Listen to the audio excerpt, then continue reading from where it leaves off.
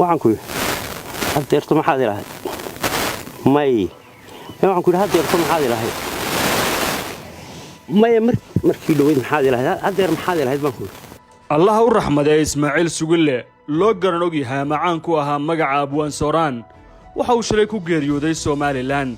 وحاو فانكا كوسو بيري سنة يكون يسجال بغل تضباطن يسجال كي سيدو كو عدي ورئيسي هوري لوجا قاضي وحاو كسو بلاوي فانكي ساكوح دي دردر إلى أول نقضي تشلا مدكد من أوسيو قد بي عرية أما مؤلف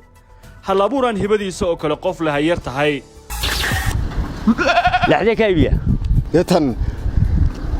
لحمها ايه مي اخباركين والله يدان وحبا كاركين لحمها هو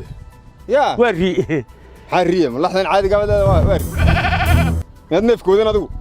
معلن مدداليه مسرح iyo mucaashaqiinta fanka suugaanta iyo jilista isbaray cabqari aan dhihdiisa iyo dhaqaaqiisa laga caajisin tilmaamo tabtu wuxuu tusaaleeyo aysan ka tirmaynin Ibrahim Ismaaciil Sugulle Sooraan oo taariikhdiisa fanku taxan tahay tan iyo 70ka dabayaaqadeedii ilaa maanta oo 2022 waxa uu ahaa wehel fareed oo sida shamca uga dhex kacay bahda hibada iyo hal-abuurka Soomaaliyeed waxa uu ahaa maktamad aan laga daalin akhriskeeda qalin aan joojin qoritaankiisa macalna khaldin higaada mufakkar iyo filosof sida uu rabo weedha iyo oraahda Soomaaliga uu isticmaalaa xigmadii hadraawi hadal helistii doodaan matalaadii horiyo maadayski boon kelmadii dun carbeed laxankii jim iyo tumistii xudaydiya oo suran isku nasidkan ayuu ahaa waayeelka maalmihii dahabiga ahaa ee waabari iyo weerahoodii soo gaaray mar kale waxa uu ahaa mufakkar waqtigan casriga si weyn ula jaan qaaday gabi ahaanba aaladaha tiknoolajiyadda ee dunida ku soo kordhay Sooraan Sugulle Raxmaanku ha u naxariistee waxa uu tusaale wanaagsan u ahaa suugaanta san fanka fiyo madadaalada maangalka ah hal-abuurka waxanuuniya inta badan alifaadiisa waxa ka sii sareeyay xulashada iyo xiisaha ay lahayd xarakadiisu nin badan oo baryo samaan ah adduunka calfaday ayuu ahaa aabba Soomaalidu jeceshahay iyo madadaaliyo wanaagsan ayuu ahaa waxa kale oo uu ahaa qof qaran oo aan hoos loo qaloocan كان هذه مدني وين هي حضار هي وايو لحنا كا غعنتا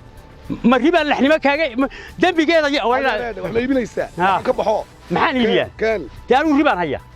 ma hayo anigu laxan ka iibiyay wareede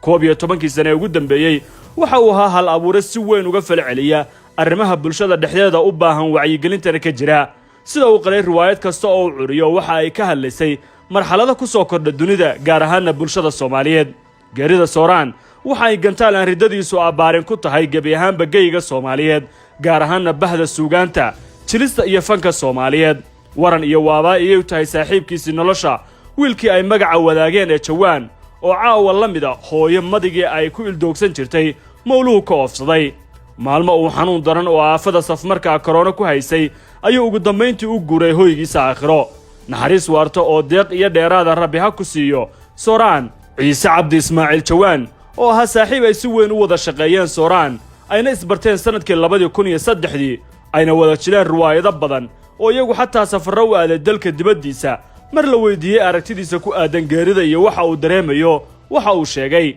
Sooraan waxa uu ahaa nin aad iyo aad u dabeecad fiican nin dadnimo leh nin masaakiinta caawiya nin saaxiib salaada isqabqabsiga iyo muranka nacab waxa uu ahaa nin calool xaaran oo aan dadka caloosha wax ugu qaban waxa uu ahaa nin nadiifa ayuu Jawaan oo ka waramaya aqoontii uu lahaa saaxiibkii Sooraan rabbi janna firdawsaha ka waraabiye